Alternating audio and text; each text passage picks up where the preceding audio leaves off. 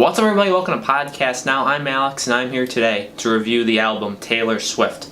Now, this is the first in a series of 5 videos we're going to do talking about and reviewing each of Taylor Swift's albums, leading up to her album Reputation coming out in November. So we're going to do one a week, and then we're also going to rank the songs at the very end after those 5 videos are up. So let's start with the very first one, her first album, self-titled Taylor Swift. This was an album that came out on October 24th, 2006, and let's just get it out of the way first. It's probably the weakest album that she's made.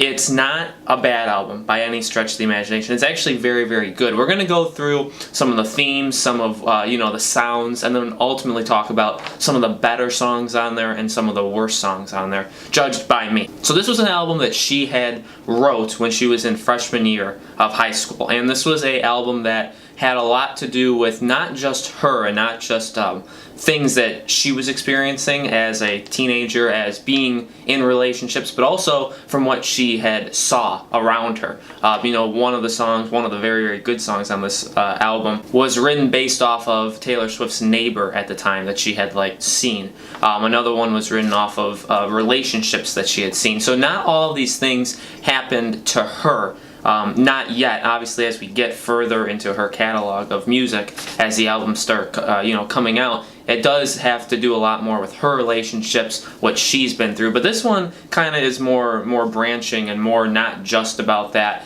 not just about heartache either, which I think is in a way refreshing. Not that I don't like those songs in her later albums, but it's cool to see her do different things in this album, and that's ultimately what you get, I think, in first albums. Her very first album ever is you get a lot of experimentation, right? And that comes with positives and negatives. With the positives, you get a lot of different things. You get a lot of different sound. You get a lot of different ways that you're trying to mix things, that you hear certain instruments, that she's experimenting with different ways of telling stories and doing songs. Some, like I said, some are about heartbreak. Some are just about literally just telling a story. Some are about, talking about things very serious. A Tied Together with a Smile is about a friend that she had that was bulimic. So these are all different kinds of things that I feel like you see more often in first albums. Not those specific things, but you see a lot of experimentation. And so that's the positive.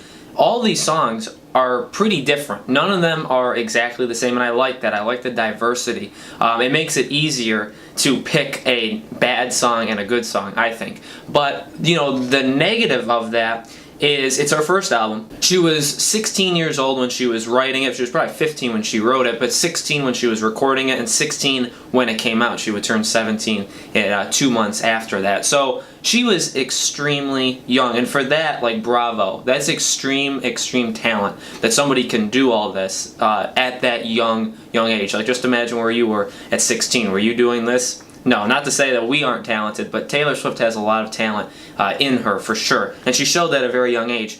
But on the opposite side, it is an experimentation. It was her first album. She was only 16. There were some mistakes. There were some songs that were just bad. I think, flat out bad. And this album was when she was definitely considered country. I had always considered her to be a pop artist, but it's very common knowledge that early in her career when she first started, it was pretty much country. But I think that, in my opinion, I believe that only lasted up until this album. And, you can debate what Fearless is, and we'll talk about that next week.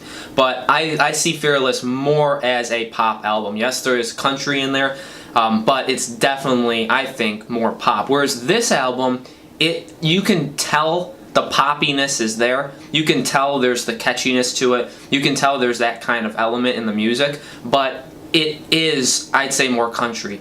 Her voice is definitely, in that country southern mix. And what I don't like about that is clearly she can change the way she, in some of the songs here, she doesn't sound country. In some of her, when she goes into certain octaves of her voice, she's not country. She can sound normal, and normal meaning just not country. But she can make herself sound country, have that southern voice to her. And she does that, for select words, she'll do that in select songs. Even as we go further in the albums, up until Speak Now, you can still hear it in select words in select songs. But overall, this album is a lot of country. She does have her voice sounding like that more often than not. But that's not even what upsets me about it. What upsets me about it is the use of the instruments in this album. The instrument use is not good for most of the songs. Even the really, really good songs, I think, is carried off by message, by her voice, and and sometimes use of the sounds around her. But for the most part, the instruments, a lot of the songs are just bad. She does a thing in this album a lot where it starts out with just music. It doesn't start with her singing, and that just depends on artist and depends on album and song. But a lot of these songs will start out with a banjo, will start out with a violin, and normally when it starts out with a banjo, you're in for a rocky ride. I think her use of especially the banjo in these songs are very bad. Just about every time. Even in good songs, there are select portions of those good songs in which the banjo can single-handedly almost ruin the entire song. Because I just don't like to hear it, like when she does the bends, when you play guitar and you bend the note and you make it, you do that a lot for solos, but she uses it a lot in whoever's playing the banjo. They use it a lot just as part of the song, just as part of the chorus or whatever.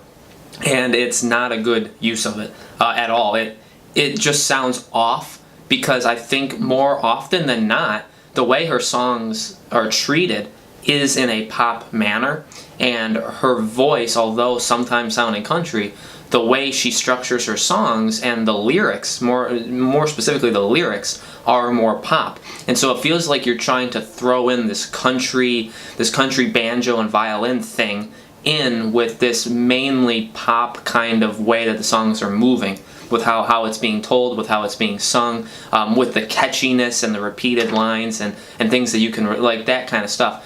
And I feel like that is what ruins a lot of the songs. And not a lot, but even, like I said, even the really good songs, they are hurt by it. This is what stops the album from being truly good, like having some of the songs being like elite songs. I think there are some and that only goes so far. There are some songs on here, I'd say 3 or 4, that are very, very good, where sometimes in this album they do it right, where sometimes they mix the music, everything just comes together, both in the instruments and the lyrics. They come together and they actually make really, really good songs. That doesn't happen that often, but when it does create some of the best songs she has on this album, and songs I think that can definitely stand up to the other songs on her other albums, especially with more of the style that 1989 has. These, I think those are the two really different ranges of her musical career and portfolio, not counting Reputation from what we've heard so far, which is also completely different.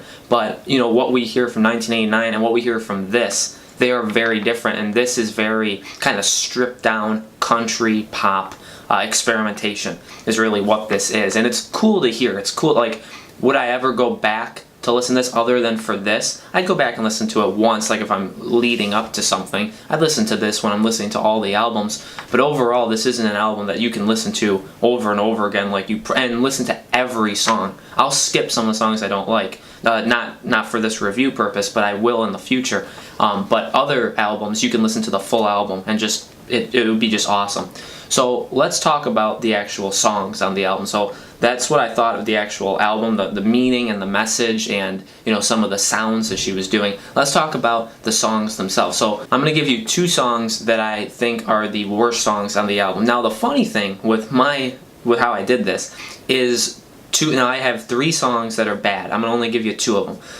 These 2 songs, ironically, are the singles of the song. They are the things that they really put in the front and center when they were marketing and talking about this album. And what you probably know from Taylor Swift, like if you know just the history of her as an artist, these are the songs that you would probably think of. In my opinion, the second worst song on the album is Picture to Burn. Now, this song obviously was a single of Taylor Swift. They had a music video for it, very propped up front and center when this album was coming out. I just don't like almost anything about it.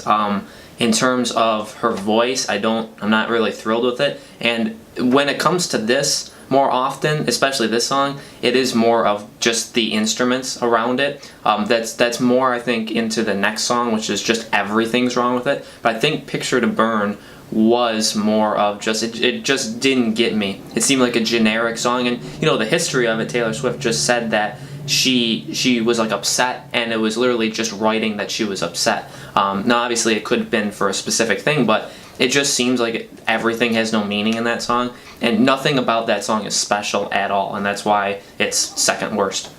First worst is a song that is the leading song, the first song on the album, and another single. Probably the first song you've ever heard from Taylor Swift, if you've heard of her from the very beginning, is Tim McGraw. That song is bad. I truly think that song is probably the worst song that's on the album, and subsequently probably the worst song that's in her portfolio. I do not like that song. Her voice is very country in it, which immediately puts it off to me. I just don't like her voice in that. And I do, you know, people that say that she can't sing, I think that she can. I think that she can sing very, very well in some of these songs. She sings excellently, and we'll talk about those specific songs, but I don't think she sings well in this song at all. Having the country tone to it doesn't help her, and having the music around her being strictly, I think strictly country, does not help it at all. It easily makes the song the worst on the album. So for the best songs, we're going to talk about 5 songs in all, and I'm going to give a definitive favorite song that I have from this album.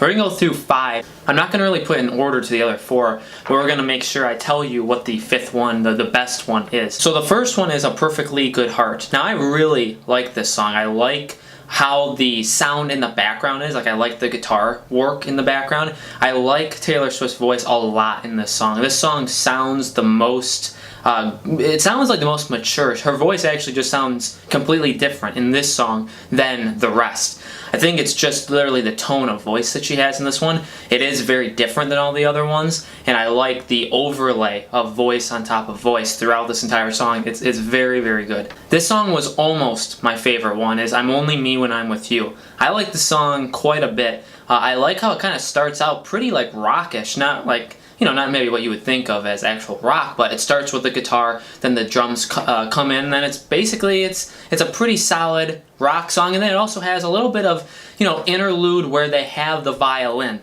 and I like their use of the violin in the song. It goes back to, you know, what we were saying earlier, in that I think some of these songs do have the proper use of banjo and violin. I prefer the violin. I like the violin. She uses it well in Fearless. But in this album, she just doesn't use it the way I think it could have been used. This is a good example of putting it in like exactly where you'd want it. Should Have Said No is another one. This song is also very, very good, and this one starts out pretty country, you know, with the banjo and with the violin, and it almost ruins the song, but I like Taylor Swift's voice a lot in this. I like how the song is structured. I like kind of the story that she tells in the song, like the message is very good, and the message is strong, I think, in Perfectly Good Heart and I'm Only Me When I'm With You. I think all 3 of these songs have really strong messages, and but especially, you know, Should Have Said No. This was obviously one of her singles. This was a big one. You know, she performed this one live, a big set piece. This is a very, very solid song.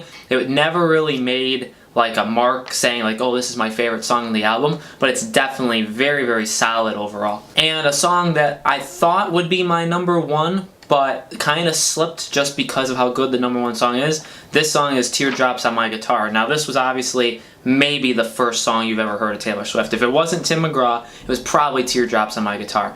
This song has the most generic pop sound to her album, and when I say that, I don't think that's a bad thing at all. It does seem like just a generic, like everything just seems like a normal song, right? How she structures it just seems like a normal song, but this song is really good. I think when you listen to her album, the first 2 songs, her voice, especially in the first 2 songs, singing-wise, isn't the greatest. Like I was talking with the country stuff, you don't really get a good feel of what Taylor Swift can do until Teardrops on My Guitar. That is when you hear that song, that is not a country song at all, I don't think. I think that's definitely a pop song, and really, when you're listening to the album, you know, straight through, that's the first pop song that you really hear, and I think it's the first good song you hear, and you really don't hear many more really good songs until later on in the album. What I like about this album is it is pretty darn consistent. Like, there's good songs everywhere. It opens very, very weak, and she gets better opening her albums with really strong songs. She does that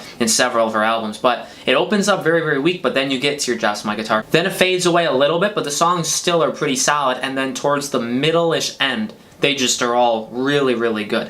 And that leads to my number one song, is Mary's Song, parentheses, Oh My My My. This song is very, very good. I remember from the very first time I listened to this album, this song stood out to me, and every time I listened to the album, for especially this past week, I've listened to it 5-6 times this past week to get ready for the review, this song has always stood out and always grabs my attention, and like, I just like it every time. When you hear it, it really elevates her to a new level, I think. This song has, again, a proper use of the country pop sound. And this song is kind of playing a little bit of the line in between both. I think Shoulda Said No is a good one, and Perfectly Good Heart. Those ones are mainly pop songs. I wouldn't, they're very pop songs. Even Teardrops On My Guitar. This song does kind of play with, maybe it's a little country, maybe it's a little pop, but it doesn't matter, because what I like about it so much is the message, the story. And this is the one where I said, this is her observations of a neighbor that lived next to her, and it really tells a story of these two people from, very, very young, playing on their, jungle gym, and eventually falling in love, having kids, and growing old together. From 7 years old to 87, and from 9 to 89.